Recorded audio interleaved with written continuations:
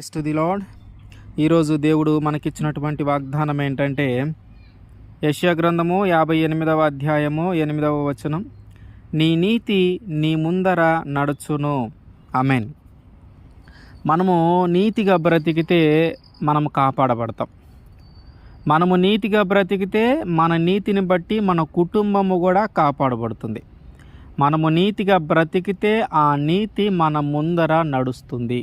అంటే మన మార్గములను సారాలము చేస్తూ ఆ మార్గంలో ఎదురయ్యే ప్రతి కష్టానికి, ప్రతి బాధలను, ప్రతి కష్టాలను రాకుండా చేయటానికి, ఒకవేళ వస్తే వాటిలో తోడుండి మనల్ని కాపాడటానికి మన నీతి మనకి ఉపయోగపడుతుంది. మనం ఎంత నీతిగా బ్రతికాము అనే దానిని బట్టి కొన్నిసార్లు దేవుడు మనల్ని కాపాడుకుంటూ వస్తాడు. మన నీతే మనల్ని కాపాడేలాగా చేస్తూ ఉంది. మనల్ని కాపాడేలాగా చేస్తుంది, మన కుటుంబాన్ని కాపాడేలాగా చేస్తుంది.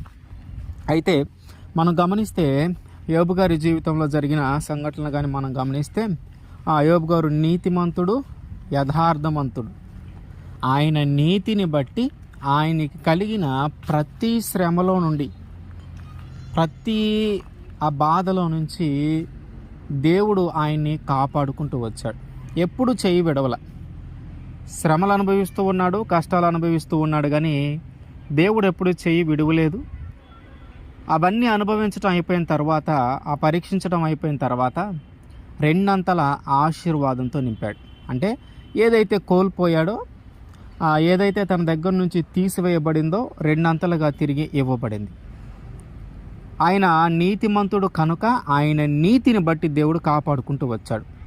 మనం గమనిస్తే అబ్రహాము గారిని జ్ఞాపకం చేసుకున్నాడు దేవుడు. ఎప్పుడు సొదొమ గొమొర్రా పట్టణాలను నాశనం చేయాలని అనుకున్నప్పుడు అక్కడ ఉన్నటువంటి లోతుని, అంటే అబ్రహాము యొక్క సహోదరుని కుమారుడైనటువంటి లోతుని జ్ఞాపకం చేసుకోలే.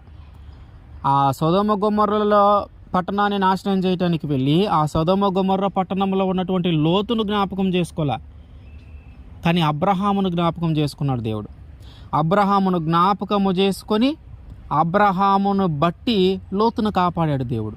అంటే అబ్రహాము నీతిగా బ్రతకటాన్ని బట్టి, దేవునికి ఇష్టమైన వ్యక్తిగా జీవించటాన్ని బట్టి అబ్రహాముకి సహోదరుడైనటువంటి ఆ సహోదరుని కుమారుడైనటువంటి లోతును దేవుడు కాపాడాడు. ఎవరిని బట్టి అంటే అబ్రహామును బట్టి. అబ్రహాము గారిని బట్టి దేవుడు లోతును కాపాడాడు. అంటే ఆయన నీతిని బట్టి తన కుటుంబానికి సంబంధించిన వ్యక్తులను దేవుడు కాపాడాడు. అంటే మనము నీతిగా బ్రతికితే ఆ నీతి ద్వారా మనము కాపాడబడతాం. మనం నీతిగా బ్రతికితే ఆ నీతి ద్వారా మన కుటుంబము కూడా కాపాడబడుతుంది. ఆమేన్.